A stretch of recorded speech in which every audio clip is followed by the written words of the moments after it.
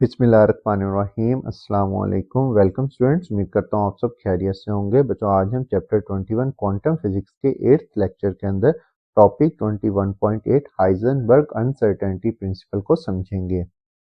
बच्चों, Heisenberg uncertainty principle को समझने से पहले मैं आपको एक स्टोरी सुनाना चाहता हूँ जिससे ये टॉपिक बहुत अच्छे से समझ आ जाता है।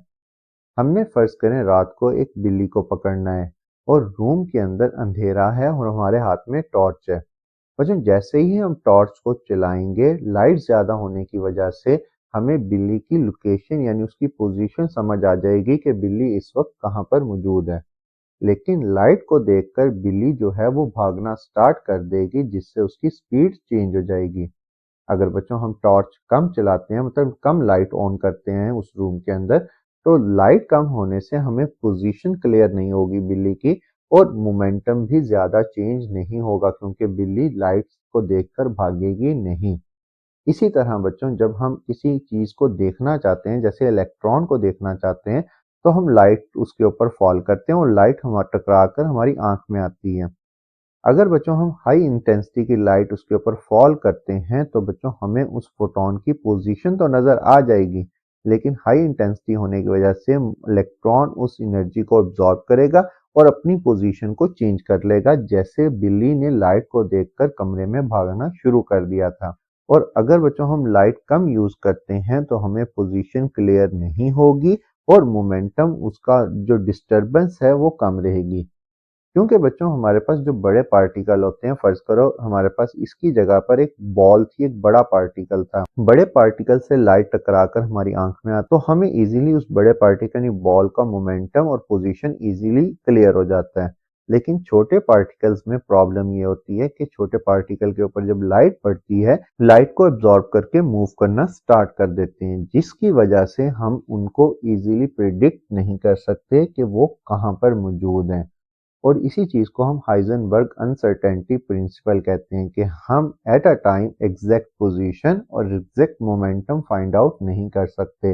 अगर हमने एग्जैक्ट लाइट तेज करके उसकी पोजीशन फाइंड आउट कर ली तो हम उसका एग्जैक्ट मोमेंटम फाइंड आउट नहीं कर सकेंगे।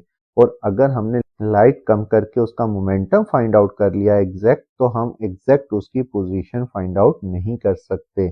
और इसी चीज को हाइजेनबर्ग ने 1927 में कहा था, that is impossible to measure the both exact position and exact momentum of a particle at a same time. This principle arises because particle like electron behave as waves. जितने भी पार्टिकल्स हैं हमारे पास वो wave की तरह behave करते हैं। Basic statement क्या थी इसकी? You cannot know both position and momentum of an object accurately at a same time. या आपको पोजीशन एग्जैक्ट पता होगी या फिर मोमेंटम एग्जैक्ट पता होगा, दोनों एक साथ हम नहीं फाइंड आउट कर सकते। The product of uncertainties of position delta X and momentum delta P is, इसकी इक्वेशन हमारे पास डेल्टा एक्स पोजीशन को रिप्रेजेंट कर रहा है, change in position multiply by change in momentum greater than equal to H cut. H cut क्या है हमारे पास?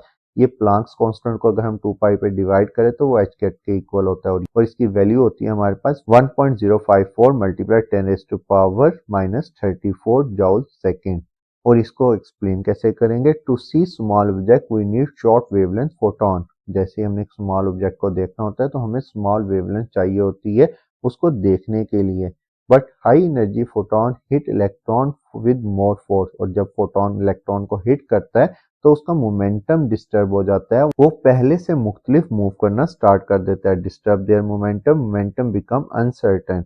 इसी तरह अगर हम लो एनर्जी फोटोन को यूज करेंगे उस इलेक्ट्रॉन को देखने के लिए, low energy photon disturb electron less, वो इलेक्ट्रॉन को इतना डिस्टर्ब नहीं करेगा, but have long wavelength, poor resolution, उसकी पोजीशन हमें क्लियर नहीं होगी स्मॉल पार्टिकल होने की वजह से, पोजीशन बिकम अनसर्टेन। तो better position is equal to worse momentum और better momentum is equal to worse position. मतलब एक चीज हमें क्लियर होगी, दूसरी चीज में हमें डाउट होगा।